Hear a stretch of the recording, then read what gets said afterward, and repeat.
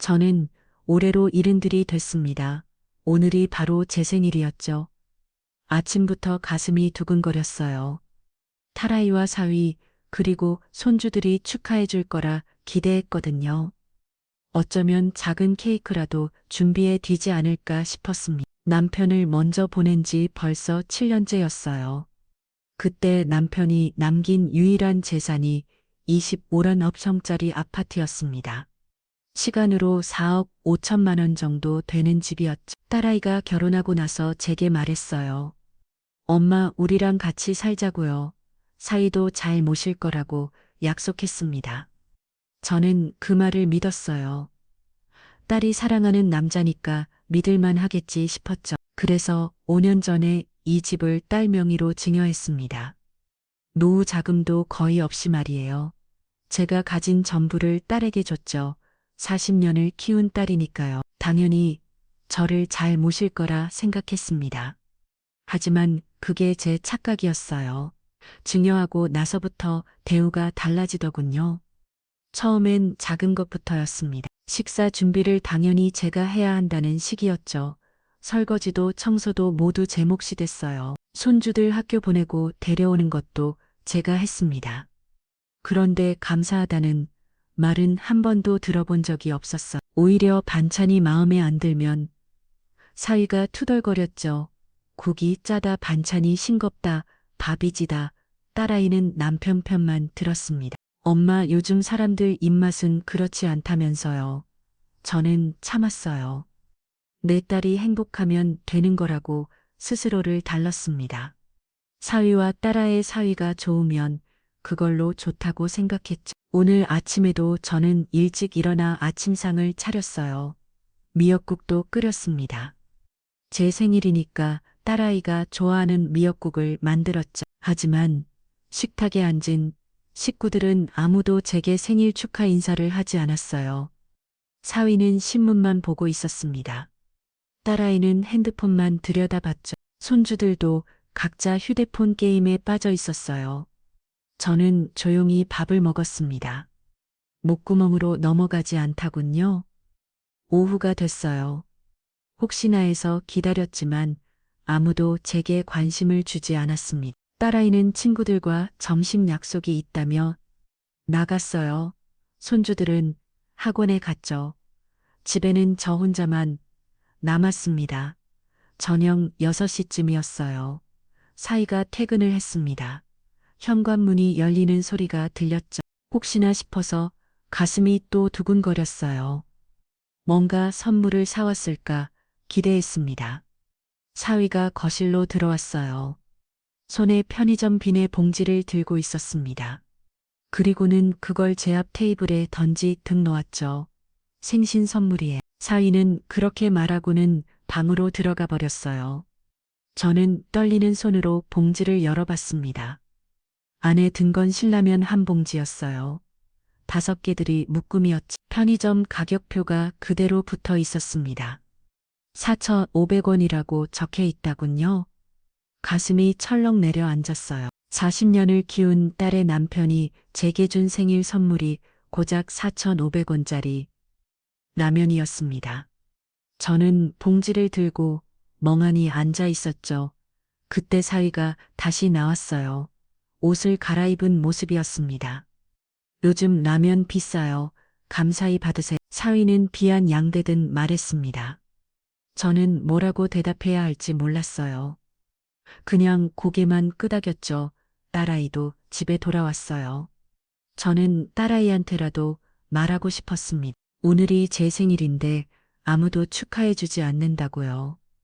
사위가 준 선물이 고작 라면 한 봉지라고요. 하지만 딸아이는 소파에 앉아 텔레비전만 봤어요. 저는 용기를 내서 물었습니다. 은지야, 오늘이 무슨 날인지 아니? 딸아이는 텔레비전에서 눈도 대지 않고 대답했어요. 엄마, 사위가 챙긴 것만 해도 감사한 거예요. 우리도 바쁘다고요.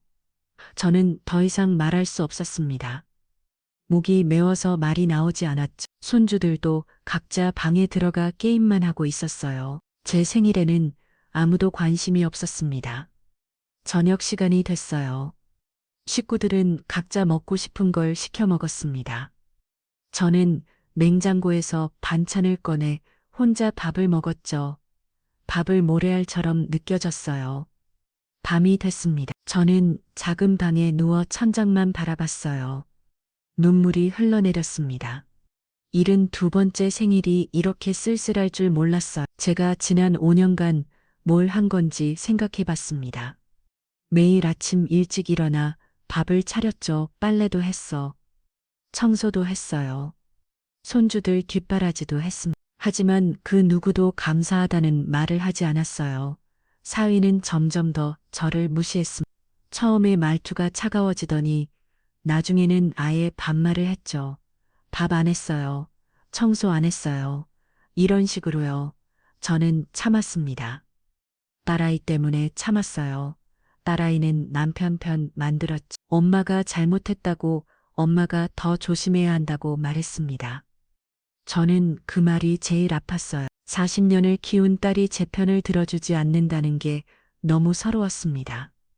핸드폰에 저장된 녹음 파일들이 떠올랐어요. 사이가 욕하던 것들을 몰래 녹음해 뒀죠. 문자 메시지도 있었습니다.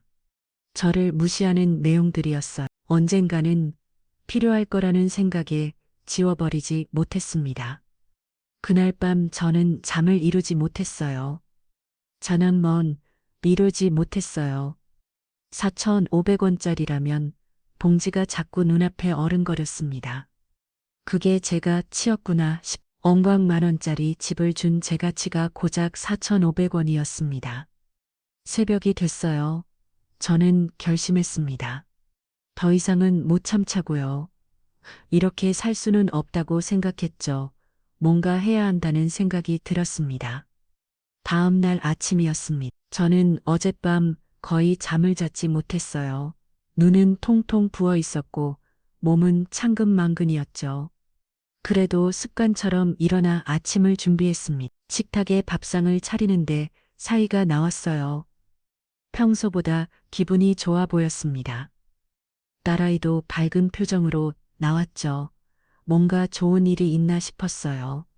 식사를 하던 사위가 갑자기 말했습니다. 아, 맞다. 장모님한테 말씀드리기 있어요. 저는 숟가락을 들고 사위를 쳐다봤어요. 혹시 어제 일을 사과하려나 싶었죠. 우리 내일부터 제주도 가거디요. 4박 5일이요. 집 좀 봐주세요. 가슴이 철렁했습니다. 사과는 권영 여행을 간다는 통보였어요. 그것도 집을 받았다는 말과 함께요. 내가 다녀올 때까지 여기 있으면 되는 건 제가 물었습니다. 딸아이가 대답했어요. 네, 엄마 택배도 받아주시고 화분에 물도 좀 주세요. 저는 숟가락을 내려놓았어요. 밥이 목으로 넘어가지 않았습니다. 나도 같이 가면 안 될까? 제 목소리는 떨리고 있었어요. 조심스럽게 물었죠. 하지만 딸아이는 고개를 저었습니다.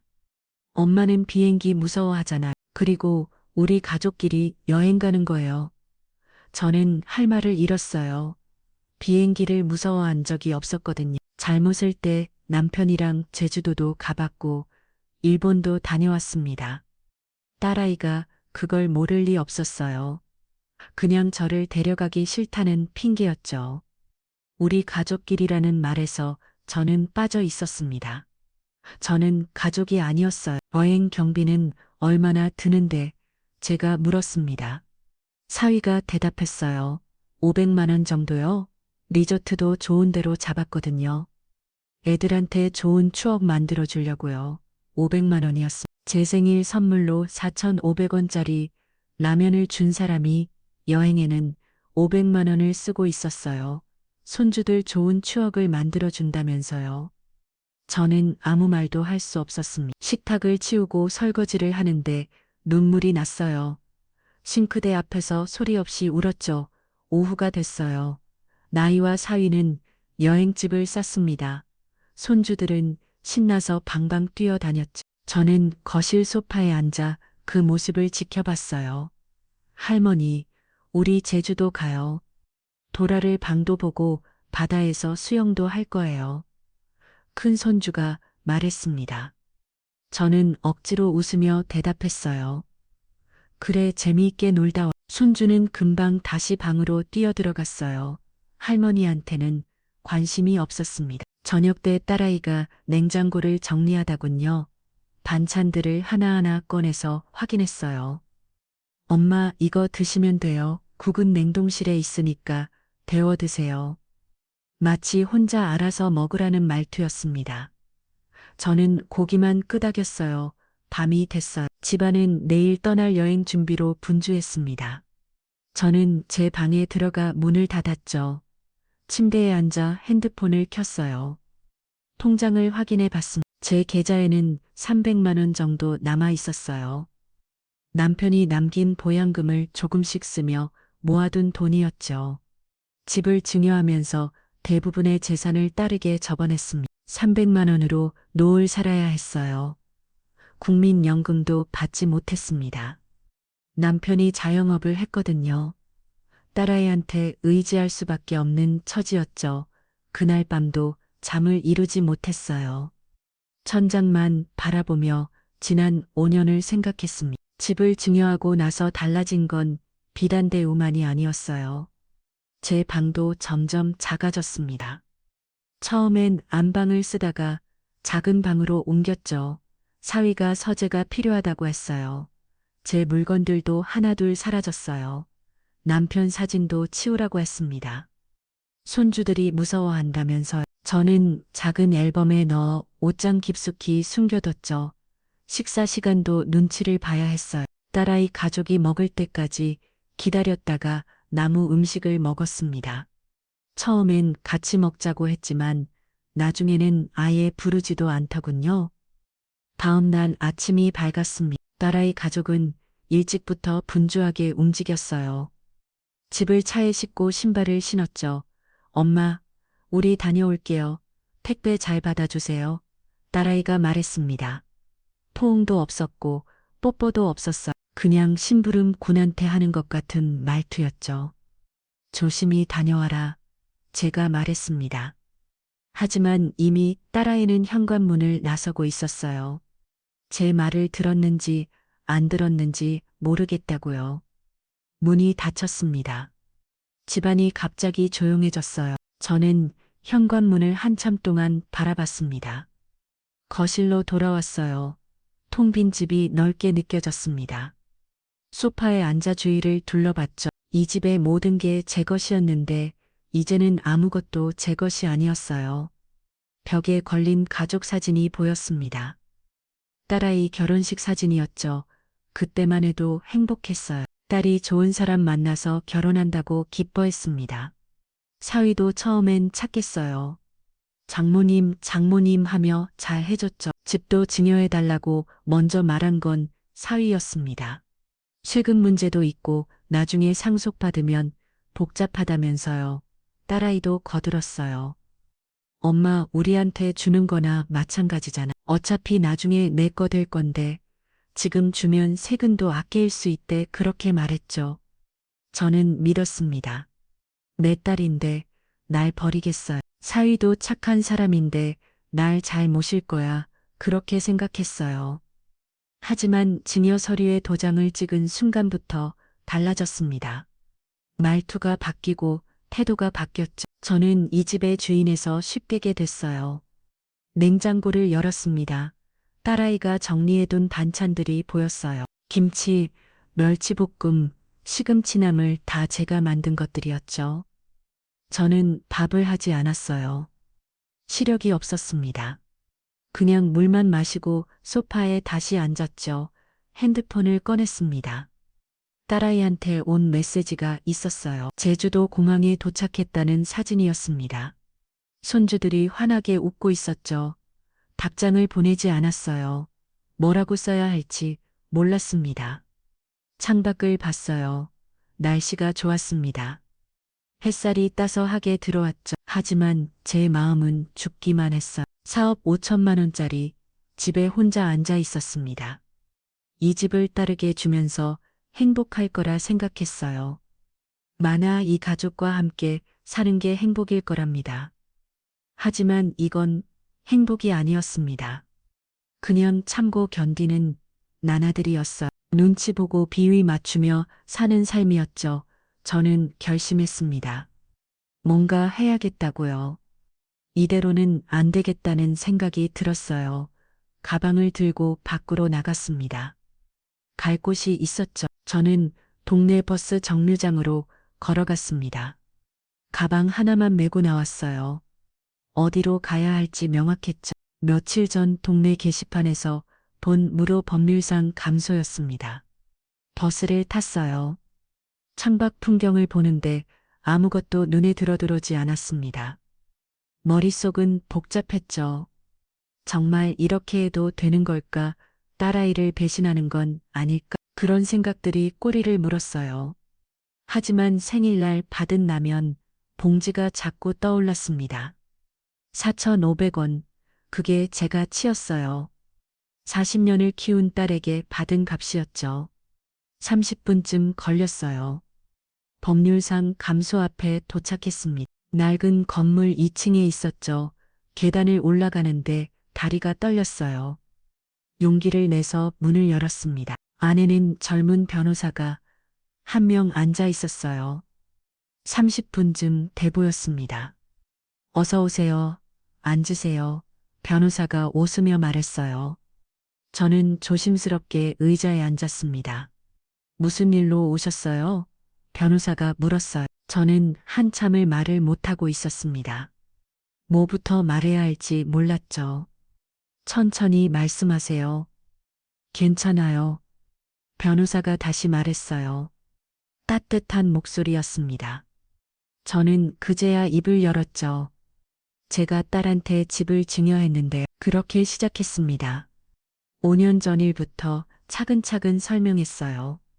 남편이 돌아가시고 딸이 같이 살자고 했던 것, 사이가 잘 모시겠다고 약속했던 것, 집을 증여한 것, 그리고 그 후로 달라진 대오들 말을 하는데 눈물이 났어요. 참으려 했지만 참을 수가 없었습니다. 변호사가 티슈를 건넸죠. 생일날 라면 한 봉지를 받았어요. 4,500원짜리요. 제 목소리가 떨렸습니다. 변호사는 진지하게 듣고 있었어요. 그리고 어제는 제주도 여행을 간다면서 집을 보라고 했습니다. 500만 원짜리 여행인데 저는 빠졌어요. 변호사가 고개를 끄덕였어요. 그리고 뭔가를 적기 시작했습니다. 증거가 있으세요? 네. 변호사가 물었어요. 저는 가방에서 핸드폰을 꺼냈습니다. 녹음 파일이 있어요. 핸드폰을 켜서 보여줬죠. 사이가 욕하던 것들을 몰래 녹음해 뒀던 파일들이었어요. 처음엔 증거로 쓸 생각은 없었습니다. 그냥 나중에 혹시나 싶어서 지우지 못했던 거예요. 변호사가 이어폰을 끼고 들었어요. 파일 하나를 재생했습니다. 밥도 제대로 못 차려. 이게 반찬이야. 뭐야? 차의 목소리가 들렸어요. 반말이었고 욕살도 섞여 있었죠. 문자 메시지도 있어요. 저는 카카오톡 대화 내용을 보여줬습니다. 딸아이와 사이가 나는 대화들이었어요. 저를 무시하는 내용들이었죠. 엄마가 또 잔소리에 귀찮아 죽겠네. 딸아이가 사이한테 보낸 메시지였어요. 제가 설거지 좀 도와달라고 했을 때였습니다. 영수증도 있으세요? 생일 선물로 받은 라면요. 변호사가 물었어요. 저는 지갑을 뒤적했습니다. 다행히 버리지 않고 넣어뒀다군요. 구겨진 영수증을 꺼내 보여줬어요. 신라면 5입 4,500원. 변호사가 영수증을 보며 말했습니다.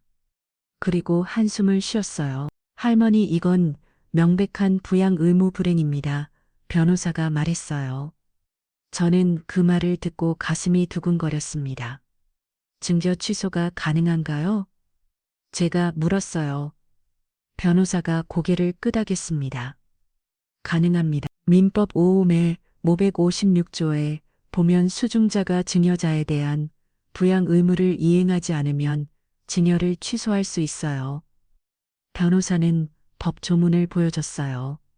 저는 그 글씨들을 읽었습니다. 이해가 잘 안 됐지만 희망이 보이는 것 같았죠. 승소 가능성이 높나요? 제가 다시 물었어요. 변호사가 진지한 표정으로 대답했습니다. 증거가 충분합니다. 녹음 파일, 문자 메시지, 영수증까지 있어요. 게다가 할머니가 집을 증여한 후 제대로 된 부양을 받지 못했다는 게 명확하죠. 변호사는 계속 설명했어요. 법원이 어떤 것들을 중요하게 보는지 말해줬습니다. 경제적 부양도 중요하지만 정서적 부양도 중요해요. 생일날 라면 한 봉지를 준 것, 가족여행에서 배제한 것, 이런 것들이 다 정서적 학대에 해당합니다. 저는 고개를 끄덕였어요. 그동안 제가 느낀 서러움이 학대였다는 걸 처음 알았죠. 소송하는데 비용이 많이 드나요? 제가 물었습니다. 통장에 300만 원 밖에 없었거든요. 인지대하고 송달료 합쳐서 100만 원 정도 될 거예요. 저는 무료 변호를 해드릴 수 있어요. 변호사가 말했어요. 저는 눈물이 또 났습니다. 고마웠어요. 정말 괜찮겠어요. 제가 돈을 드릴 수도 없는데요. 제가 물었어요. 변호사가 웃으며 대답했습니다. 괜찮아요. 저도 할머니 같은 분들 많이 봤어요. 자식한테 다 주고 나서 버림받는 어르신들이요. 도와드리고 싶어요. 저는 변호사 손을 꼭 잡았습니다. 감사, 따뜻한 손이었어요. 그럼 언제 시작하면 될까요? 제가 물었어요. 변호사가 달력을 봤습니다. 지금 딸 가족이 여행 간 거죠? 그럼 바로 시작하는 게 좋겠어요. 돌아오기 전에 가압류부터 걸어야 합니다. 가압류라는 말을 처음 들었어요. 변호사가 설명해 줬죠. 집을 팔지 못하게 막는 거예요. 혹시라도 소송 걸린 걸 알고 집을 처분하면 안 되니까요. 저는 이해했습니다. 그리고 결심했어요. 해주세요. 바로 시작해주세요. 제 목소리는 단호했습니다. 변호사가 고개를 끄덕였어요. 알겠습니다. 서류 준비하겠습니다. 내일 다시 오실 수 있어요? 저는 그렇다고 대답했어요. 변호사가 필요한 서류 목록을 적어줬습니다. 등기부 등본, 증여계약서, 주민등록등본, 다 집에 있는 것들이 웃죠. 상담소를 나왔어요. 가슴이 두근거렸습니다. 무서웠지만 동시에 희망도 생겼어요. 이제 뭔가 시작되는 거구나 싶었죠. 버스를 타고 집으로 돌아왔습니다. 텅 빈 집이었어요. 하지만 이제는 무섭지 않았습니다. 서류들을 찾기 시작했어요. 서랍을 뒤지고 옷장을 열었죠. 증여계약서가 나왔습니다. 5년 전에 작성한 거였어요. 계약서를 보는데 눈물이 났어요. 그때는 이렇게 될 줄 몰랐죠. 딸을 믿었고 사이를 믿었습니다. 행복할 거라 생각했어요. 하지만 이제는 달랐어요. 더 이상 참지 않을 겁니다. 제 권리를 찾을 거예요. 그날 밤 저는 처음으로 편하게 잠들었습니다. 오랜만에 꿈도 꾸지 않았어요. 아침에 눈을 떠들 때 개운했죠. 새로운 시작이었습니다. 아침에 일어나자마자 준비한 서류들을 챙겼습니다. 등기부 등본은 인터넷으로 뽑았어요. 증여계약서는 파일에 넣어뒀고요. 손이 떨렸지만 마음은 확고했죠. 법률 상담소로 가는 길이었어요. 어제보다 발걸음이 가벼웠습니다. 무언가를 결심하니까 오히려 시원한 기분이 들었어요. 변호사는 이미 와 있었습니다. 책상 위에 서류들이 펼쳐져 있었죠. 어서 오세요. 할머니, 서류들 준비하셨어요? 변호사가 반갑게 맞아줬어요. 저는 가방에서 서류들을 꺼내 건넸습니다. 잘 챙겨 오셨네요. 이제 소장을 작성할게요. 변호사가 서류들을 검토하기 시작했어요. 저는 옆에 앉아 지켜봤습니다. 할머니, 여기 주묘 당시 약속이 있었죠. 잘 모시겠다는 약속이요. 변호사가 물었어요. 저는 고개를 끄덕였습니다. 네, 사위가 그랬어요. 장모님 모시고 잘 살겠다고요. 딸아이도 그랬고요. 변호사가 메모했어요. 그리고 계속 질문했습니다. 언제부터 대우가 달라졌어요? 저는 생각해 봤어요. 정확히 언제였는지 기억을 더듬었죠. 증역하고 한 석 달 후부터였어. 처음엔 말투가 조금씩 차가워지더니 반말도 하기 시작했죠. 변호사가 적었습니다. 그리고 녹음 파일들을 다시 들었어요. 하나하나 날짜를 확인했죠. 이 녹음은 작년 7월이네요. 거의 1년 전부터 녹음하셨어요? 변호사가 물었어요. 저는 고개를 끄덕였습니다. 네, 너무 심해져서요. 혹시나 싶어서 녹음해뒀어요. 변호사가 만족스러운 표호로 말했어요. 잘하셨어요. 이게 다 증거가 됩니다. 1시간쯤 지났을까요? 변호사가 소장 초안을 보여줬어요. 어려운 법률 용어들이 가득했습니다. 여기 보세요. 부양 의무 불이행을 구체적으로 작았어요. 경제적 부양도 안 했고 정서적 학대도 있었다고요. 변호사가 설명해 줬어요. 저는 고개를 끄덕이며 들었습니다. 그리고 이게 중요한데요. 가압류 신청도 같이 할 겁니다. 변호사가 다른 서류를 꺼냈어요. 가압류 신청서였죠. 이걸 법원에 내면 집을 팔 수 없게 돼요. 소송이 끝날 때까지요. 저는 긴장됐어요. 정말 이렇게 하는 게 맞나 싶었죠. 하지만 생일날 일이 다시 떠올랐습니다. 라면 한 봉지, 500만 원짜리 여행, 저만 빠진 가족. 해주세요. 제가 말했어요. 변호사가 고개를 끄덕였습니다. 알겠습니다. 오늘 바로 접수하겠어요. 법원은 상담소에서 멀지 않았어. 변호사와 함께 걸어갔습니다. 큰 건물이 보였죠. 법원이라고 쓰여 있었어요. 처음 들어가 봤습니다. 넓은 로비였어요. 사람들이 많았죠. 다들 심각한 표정이었어요. 변호사를 따라 민사 접수창으로 갔어요. 직원에게 서류를 건넸습니다. 증여 취소 소송이요? 잠깐만요. 직원이 서류를 검토했어요. 그리고 컴퓨터에 뭔가를 입력했죠. 인지대가 15만 원이고 송달료가 20만 원입니다. 직원이 말했어요. 저는 지갑을 꺼냈습니다. 떨리는 손으로 돈을 냈죠. 접수 완료됐어요. 사건 번호는 2025가 5321번입니다. 직원이 영수증을 줬어. 저는 그걸 받아들고 가슴이 두근거렸습니다. 정말 시작된 거였어요. 가압류 신청은 별도 창구예요. 이쪽으로 오세요. 변호사가 안내했어요. 다른 창구로 갔습니다. 거기서 또 서류를 냈죠. 담보를 좀 내셔야 해요. 한 50만 원 정도요. 직원이 말했어요. 저는 당황했습니다. 50만 원이 적은 돈이 아니었거든요. 괜찮아요? 나중에 돌려받아요. 일단 내셔야 가압류가 됩니다. 변호사가 설명했어요. 저는 고개를 끄덕이고 돈을 법원을 나왔어요. 햇살이 눈부셨습니다. 하늘이 맑았죠. 이제 법원에서 검토할 거예요. 마르면 내일, 늦어도 모르면 가압류 결정이 날 겁니다. 변호사가 말했어요. 저는 긴장되면서도 기대가 됐습니다. 딸 가족은 언제 돌아온다고 하셨죠? 변호사가 물었어요. 저는 계산해 봤습니다. 모레 저녁이요. 4박 5일이라고 했으니까요. 변호사가 고개를 끄덕였어요. 그럼 딱 맞겠네. 돌아왔을 때 가압류 통지서가 붙어 있을 겁니다. 그 말을 듣는데 가슴이 철렁했어요. 나라의 얼굴이 떠올랐죠. 사위에 환한 모습도 상상이 됐습니다. 할머니 혹시 마음이 불편하세요? 변호사가 제 표정을 보고 물었어요. 저는 고개를 저었습니다. 아니에요. 해야 할 일이에요.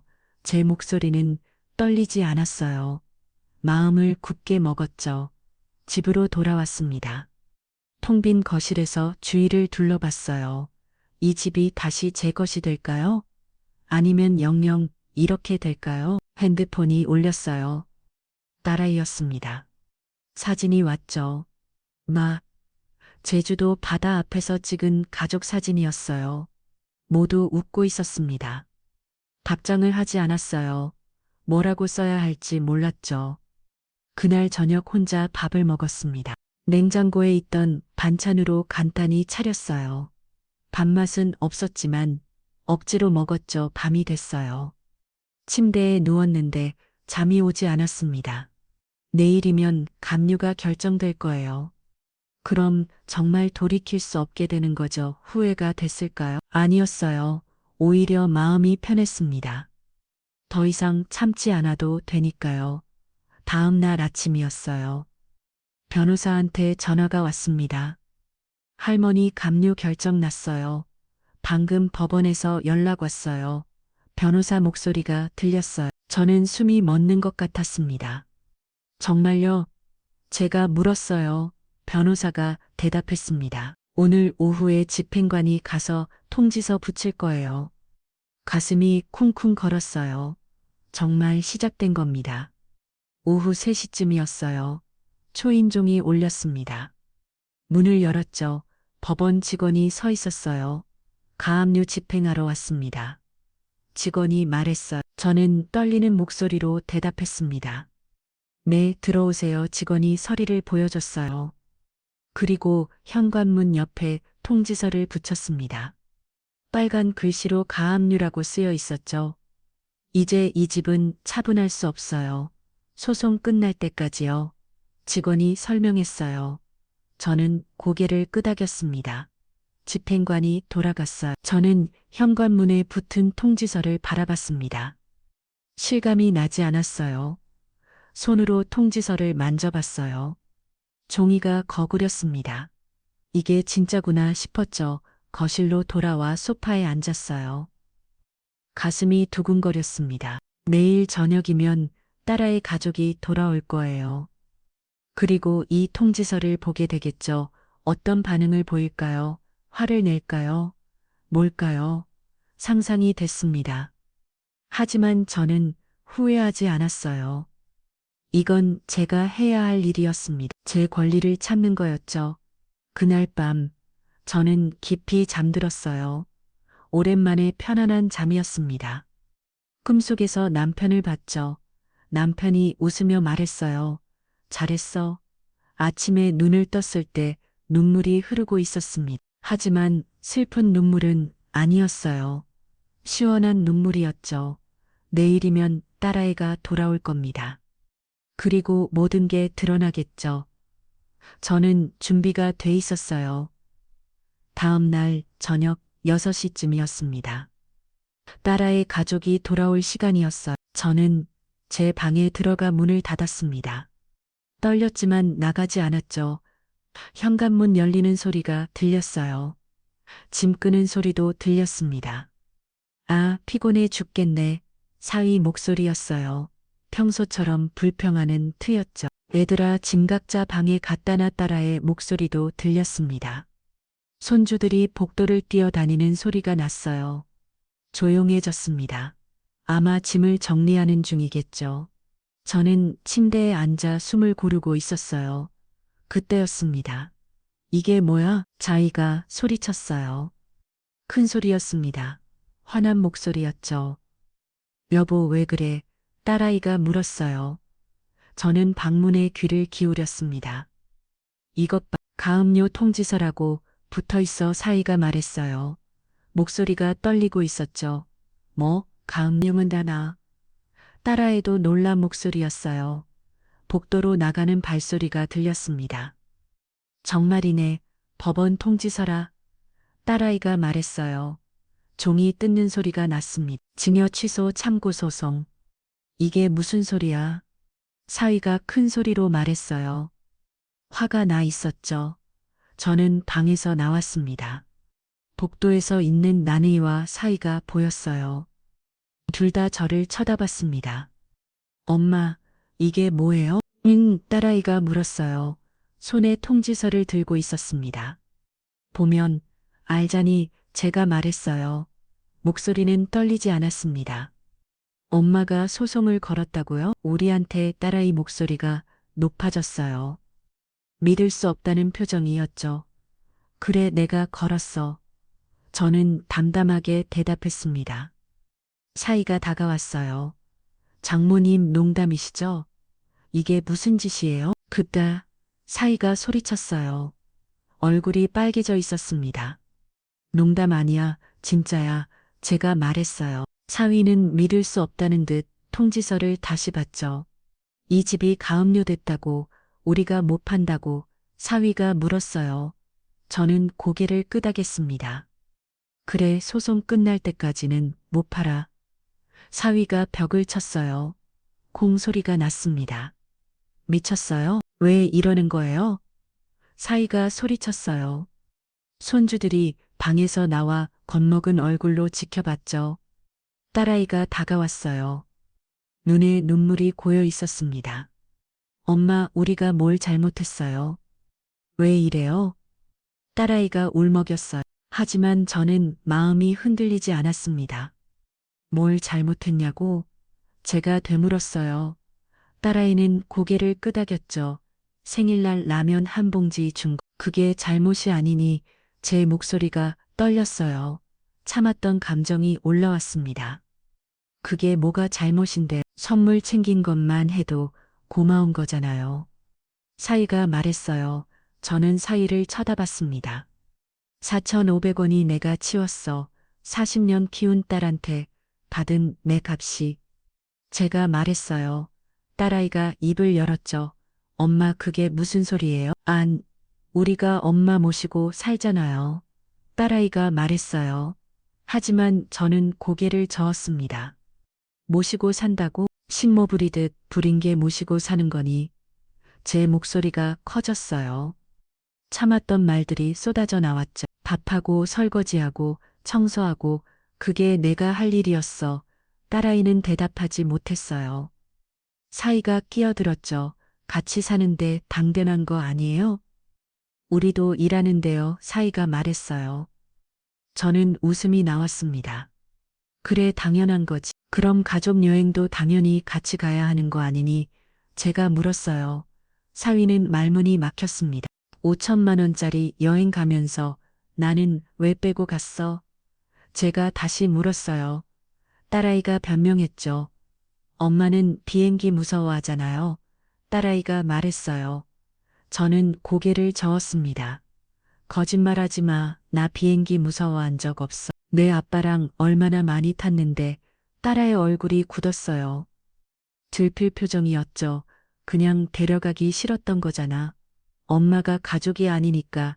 제가 말했어요. 눈물이 날 것 같았지만 참았습니다. 엄마, 그게 아니라 딸아이가 말하려 했어요. 저는 손을 들어 막았죠. 됐어, 변명 안 들을래. 저는 방으로 돌아가가 했어요. 사위가 제 팔을 잡았습니다. 장모님, 이거 취하하세요. 안 그러면 우리 애들 학교 어떻게 해요?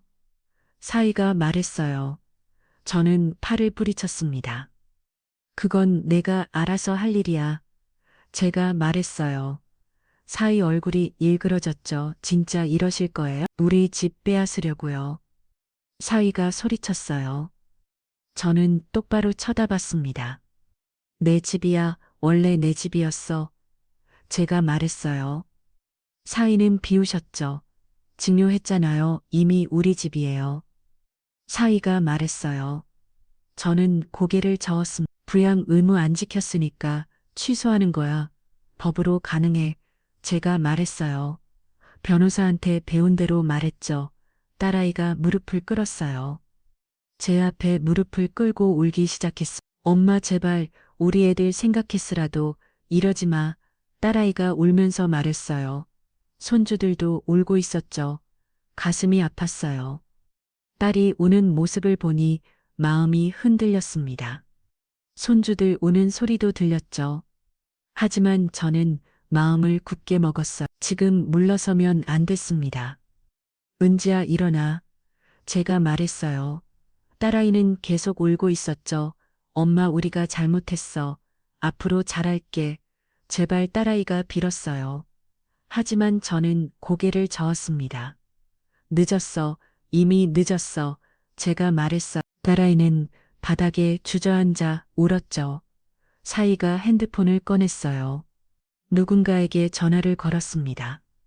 여보세요? 변호사님이세요? 급한 일이 생겼는데요. 사위가 전화로 말했어요. 저는 그 모습을 보고 방으로 들어갔습니다. 문을 닫았어요. 밖에서는 여전히 울음소리가 들렸습니다. 딸아이가 울고 손주들이 울고 사위가 화내는 소리. 저는 침대에 앉았어요.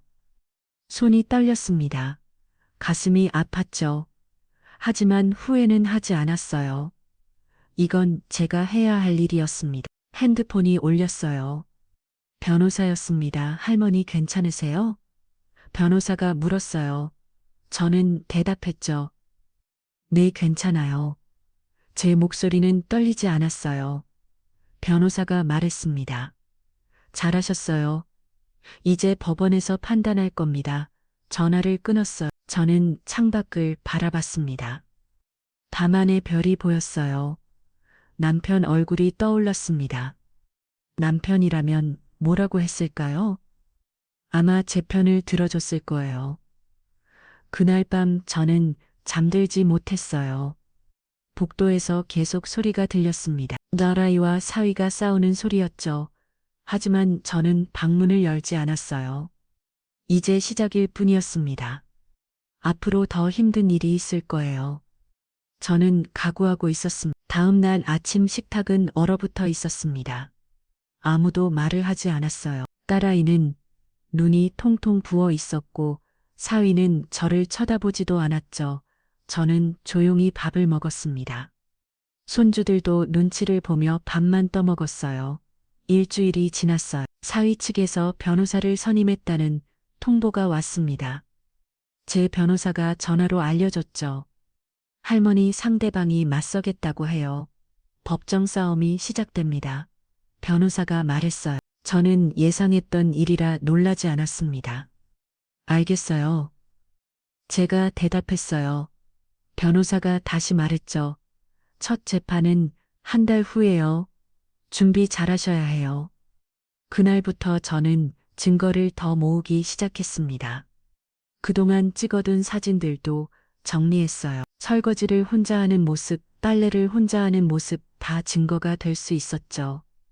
집안 분위기는 최악이었어요. 딸아이는 저를 보면 울었고 사위는 벽을 치며 화를 냈습니다. 이렇게까지 하실 거예요. 우리 완전히 망하라는 거예요. 사위가 소리쳤어요. 하지만 저는 대꾸하지 않았습니다. 한 달이 빠르게 지나갔어요. 첫 재판 날이 왔습니다. 법원 앞에 섰어요. 큰 건물이 위협적으로 느껴졌죠. 다리가 후들거렸습니다. 할머니 긴장하지 마세요. 우리가 이길 겁니다. 변호사가 옆에서 말해줬어요. 저는 고개를 끄덕였죠. 법정에 들어갔습니다. 딸아이와 사위가 이미 와 있었어요. 둘 다 정장을 입고 있었습니다. 판사가 들어왔어요. 중년의 여자 판사였습니다. 사건 2025가 5321 증여 취소 청구 사건 시작하겠습니다. 판사가 말했어요. 저는 긴장해서 손을 꽉 쥐었죠. 제 변호사가 일어나 말하기 시작했습니다. 제가 집을 증여한 경위와 그 후 받은 대우들을 설명했어요. 원고는 4억 5천만 원 상당의 아파트를 딸에게 증여했습니다. 부양을 약속받고 말이죠. 변호사가 말했어요. 판사가 서리를 보고 있었습니다. 하지만 피고들은 약속을 지키지 않았습니다. 생일날 4,500원짜리라면 한 봉지를 선물로 줬고 가족여행에서 원고를 배제했습니다. 변호사가 증거들을 제출했어요. 라면 영수증 사진들, 녹음 파일들 상대방 변호사가 일어났습니다. 젊은 남자 변호사였습니다. 재판장님 피고들은 원고를 충분히 부양했습니다. 같은 집에서 살기에 좋고 식사도 제공했습니다. 상대 변호사가 말했어요. 저는 기가 막혔습니다. 라면도 선물입니다. 요즘 물가에 라면이 저렴한 게 아닙니다. 가족여행은 원고가 비행기를 무서워해서 배려한 겁니다. 상대 변호사는 억지 주장을 펼쳤어요. 제 변호사가 다시 일어났죠. 재판장님 녹음 파일 들어보시죠. 변호사가 말했어. 법정의 사위 목소리가 울려 퍼졌습니다. 밥도 제대로 못 차려. 이게 반찬이야, 뭐야? 쓸모없는 늙은이 욕설이 섞인 목소리였어요. 법정이 조용해졌습니다. 이게 부양입니까? 이건 학대입니다. 제 변호사가 말했어요. 판사가 고개를 끄덕이며 메모했죠. 다음 증거입니다. 변호사가 문자 메시지들을 보여줬어요. 딸아이와 사이가 나는 대화들이었습니다. 엄마 때문에 짜증나 죽겠어. 빨리 요양원 보내고 싶다. 딸아이가 보낸 메시지였어요. 저는 그걸 보는데 가슴이 찢어지는 것 같았습니다. 사위가 답장한 내용도 있었어요. 조금만 참아. 집은 우리 거니까 나중에 팔면 돼. 제 변호사가 판사를 쳐다봤습니다. 제 판장님 이들은 처음부터 집만 노렸습니다. 부양할 의사가 전혀 없었어요. 판사가 사위를 쳐다봤어요. 사위는 고개를 숙이고 있었죠. 피고 측 변호인 반론이 있습니까? 판사가 물었어요. 상대 변호사는 당황한 표정이었습니다. 그건 일시적인 감정이었을 뿐입니다. 실제로 학대하지는 않았습니다. 상대 변호사가 말했어요. 하지만 목소리에 힘이 없었죠. 첫 재판이 끝났습니다. 한 달 후 두 번째 재판이 있을 거라고 했어요. 법원을 나오는데 딸아이가 다가왔습니다. 엄마, 제발 그만해. 우리 정말 힘들어. 딸아이가 울면서 말했어요. 하지만 저는 고개를 저었습니다. 너희가 시작한 거야. 제가 말하고 돌아서 왔어요. 딸아이 오는 소리가 뒤에서 들렸죠. 두 번째 재판 날이 왔습니다. 이번엔 증인 신문이 있었어요. 이후 주민이 증인으로 나왔습니다. 옆집에 사는 아주머니였어요. 할머니가 혼자 장 보러 가는 걸 자주 봤어요. 무거운 짐 들고 힘들어 하시더라고요. 이후 나주머니가 말했어요. 판사가 물었죠. 가족들은 도와주지 않았습니까? 아주머니가 고개를 저었어요. 한 번도 못 봤어요. 할머니 혼자였어요. 추운 겨울날에도 혼자 장 보러 가셨죠. 판사가 메모했습니다. 상대 변호사가 반대 신문을 했어요. 확실합니까? 매일 지켜본 건 아니잖아요. 상대 변호사가 물었어요. 아주머니가 단호하게 대답했죠. 1년 넘게 옆집에 살았어요. 할머니 혼자 하는 거 분명히 봤습니다. 두 번째 재판도 끝났어요. 분위기는 저희 쪽으로 유리했습니다. 한 달이 또 지났어요. 세 번째이자 마지막 재판이었습니다. 판사가 최종 변론을 들었어요. 양측 변호사가 각자 주장을 펼쳤죠. 재판장님, 원고는 72세의 노인입니다. 전 재산을 딸에게 줬지만 제대로 된 부양을 받지 못했습니다. 제 변호사가 말했어요. 목소리에 힘이 있었습니다. 이건 단순한 가족 갈등이 아닙니다.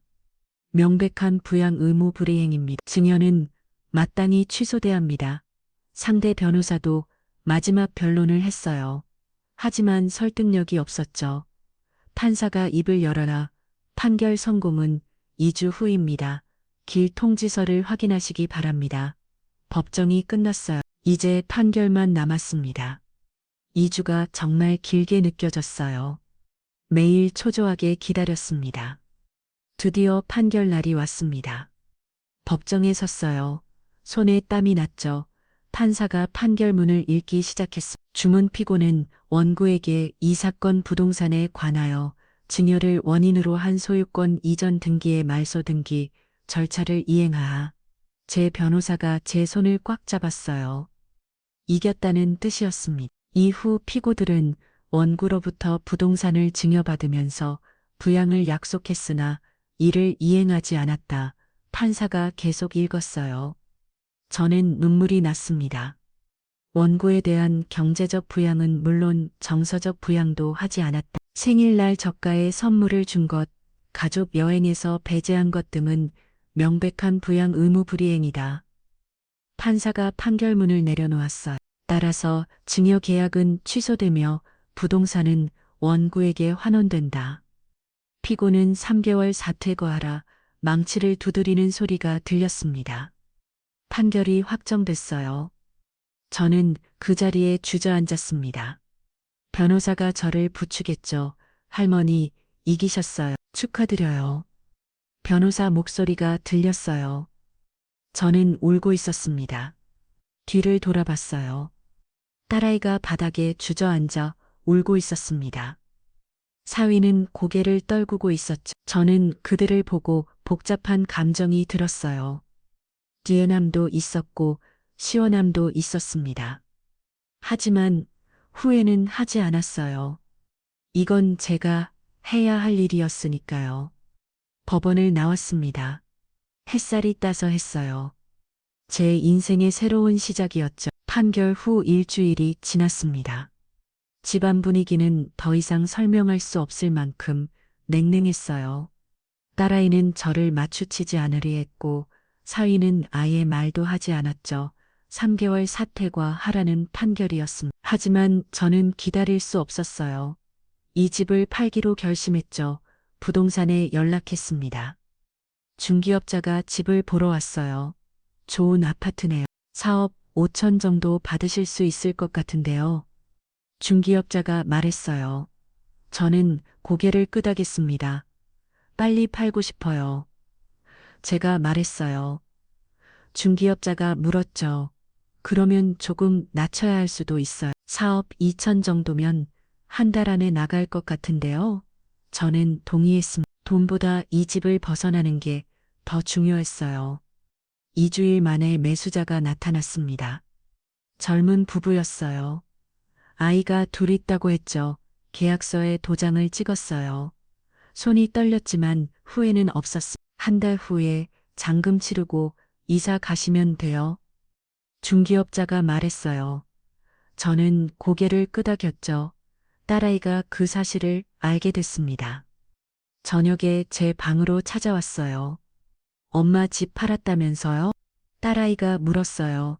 목소리가 떨리고 있었습니다. 그래, 제가 짧게 대답했어요. 딸아이는 문 앞에 서서 말을 잇지 못했죠.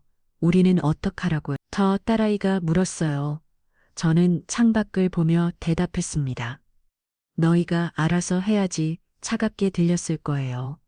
하지만 저는 더 이상 책임질 수 없었습니다. 다음 날부터 저는 제가 살 곳을 알아보기 시작했어요. 부동산을 여러 군데 돌아다녔죠. 큰 집은 필요 없었습니다. 혼자 살 작은 공간이면 충분했어. 마침 내 마음에 드는 원룸을 찾았습니다. 시봉 정도 되는 깔끔한 곳이었어요. 보증금 5천에 월세 40만 원이었죠. 여기로 할게요. 제가 말했어요. 집주인은 친절한 아주머니였습니다. 혼자 사세요? 네, 집주인이 물었어요. 저는 고개를 끄덕였죠. 네, 이제 혼자 살려고요. 집주인이 웃으며 말했어요. 좋아요, 조용히 사실 것 같아서 좋네요. 계약을 마쳤습니다. 한 달 후 이사 가기로 했어요. 그날 밤 침대에 누워 생각했습니다. 4억 2천에서 보증금 5천을 빼면 4억, 거기서 이사 비용이랑 가구 살 돈 빼면 4억 1서 돈 되면 4억 1,500 정도 남겠죠. 그 돈이면 충분했습니다. 월세 40만 원씩 내도 80년은 살 수 있었어요. 저는 이름 들이니까 충분히 남는 돈이었죠. 은행 적금도 들기로 했습니다. 이자라도 받으면 생활하는데 보탬이 될 거예요. 한 달이 빠르게 지나갔습니다. 이사 날이 왔어요. 집은 많지 않았습니다. 옷가지 몇 벌과 남편 사진, 그리고 소중한 물건 몇 개뿐이었죠. 큰 가구들은 다 두고 갔어요. 새 집에는 새 가구를 들릴 생각이었습니다. 이삿짐 센터차가 왔어요. 집을 씻는 동안 딸아이와 사이는 방에만 있었습니다. 나와서 인사조차 하지 않았죠. 손주들만 나왔어요. 큰 손주가 조심스럽게 다가왔습니다. 할머니, 어디 가세요? 손주가 물었어요. 저는 쪽으로 앉아 손주 머리를 쓰다듬었죠. 할머니 새 집으로 가는 거야. 제가 말했어요. 손주 눈에 눈물이 고였습니다. 할머니 보고 싶을 건데 손주가 말했어요. 저도 눈물이 났습니다.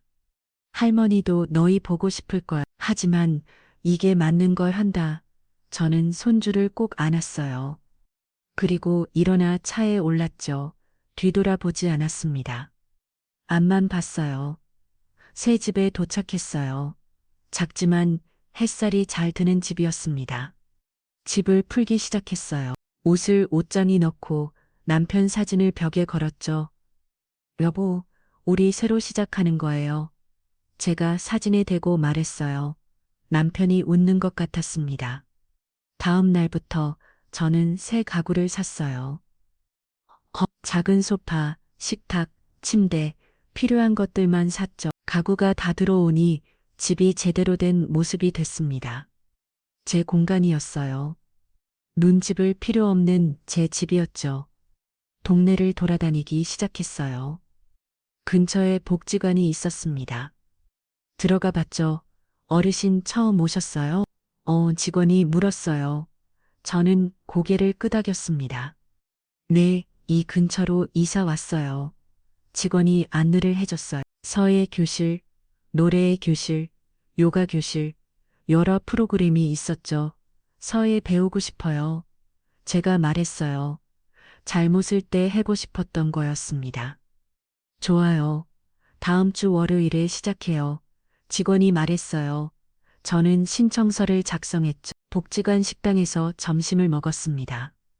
옆자리에 비슷한 나이의 할머니가 앉았어요. 처음 보는 얼굴이네요. 그 할머니가 말을 걸었어요. 저는 웃으며 대답했죠.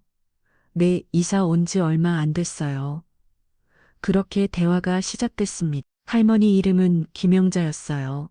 혼자 사신다고 했죠. 저도 혼자 살아요. 남편은 10년 전에 먼저 갔고요. 영자 할머니가 말했어요. 저는 공감이 갔습니다. 저도 남편 보낸 지 7년 됐어요. 제가 말했어요. 영자 할머니가 고개를 끄덕였죠. 자식들은요? 영자 할머니가 물었어요. 저는 잠시 망설였습니다. 딸이 하나 있는데 따로 살아요. 짧게 대답했어요. 더 자세히 말하고 싶지 않았습니다. 영자 할머니는 더 묻지 않았어요. 대신 밝게 말했죠. 그럼 우리 친구예요. 여기서 같이 프로그램도 듣고 저는 고개를 끄덕였습니다.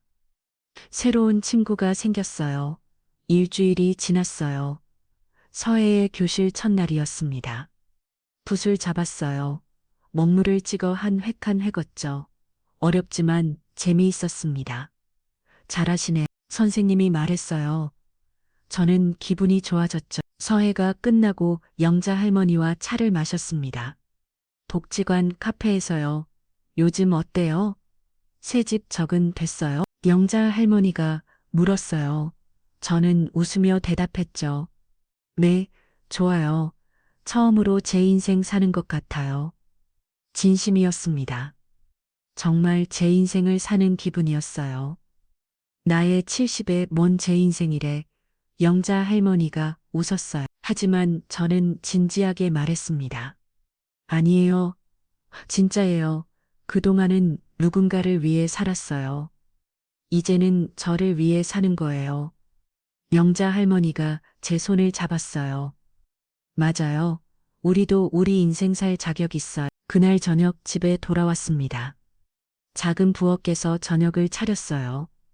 김치찌개를 끓였죠. 혼자 밥을 먹는데 외롭지 않았습니다. 오히려 편했어요. 눈치 볼 필요가 없었거든요. 창밖을 봤어요. 서양이 아름다웠습니다. 주황빛 하늘이 펼쳐져 있었죠. 핸드폰이 울렸어요. 모르는 번호였습니다. 받았죠? 여보세요. 제가 말했어요. 조용했다가 딸아의 목소리가 들렸습니다. 엄마 딸아였어요. 저는 아무 말도 하지 않았죠. 엄마, 우리 이사 갔어. 전세 구했어. 딸아이가 말했어요. 저는 그냥 들었습니다. 엄마는 잘 지내? 딸아이가 물었어요. 저는 한참 만에 대답했죠. 잘 지내. 짧게 대답했어요. 딸아이는 더 할 말이 있는 것 같았지만 말하지 못했습니다. 그래, 건강해. 제가 먼저 전화를 끊었어요. 미안한 마음도 들었지만 아직은 만날 준비가 안 됐습니다. 소파에 앉아 차를 마셨어요. 따뜻한 차가 목을 타고 넘어버렸죠. 남편 사진을 봤습니다. 여보, 내가 잘한 거 맞죠? 제가 물었어요. 남편은 웃고 있었습니다. 그날 밤 저는 일기를 쓰기 시작했어요. 오랜만에 쓰는 일기였죠. 오늘부터 새로운 인생이 시작됐다. 이름도 늦었지만 이제야 내 인생을 산다. 그렇게 썼습니다. 펜을 내려놓고 창밖을 봤어요. 별이 반짝이고 있었습니다. 남편도 저 하늘 어딘가에서 저를 보고 있겠죠. 고마워요. 여보, 용기 줘서 중얼거렸어요. 그리고 미소를 지었습니다. 이제야 제 인생이었습니다. 이름도 살의 새로운 시작 늦지 않았어요. 아직 할 수 있는 게 많았습니다. 서예도 배우고 친구도 사귀고 여행도 갈 거예요. 제가 하고 싶은 것들을 할 겁니다. 더 이상 누군가의 엄마가 아니에요. 박순자라는 한 사람이었습니다. 그리고 그게 행복했어요. 침대에 누워 눈을 감았습니다. 편안했어요. 오랜만에 느끼는 평화였죠. 내일은 또 어떤 하루가 될까요? 기대가 됐습니다. 제 인생의 이막이 이제 시작이었으니까요.